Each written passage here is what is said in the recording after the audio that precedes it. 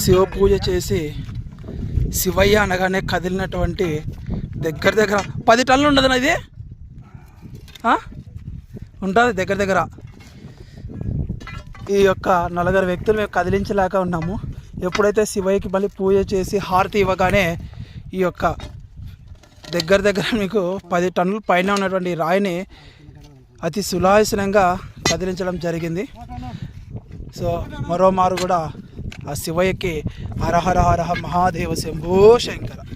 ఈ గుంతలో నుంచి తీసి అక్కడ కదిలించడానికి అతి శక్తి మేర మా యొక్క మానవ శక్తి సరిపోలేదు.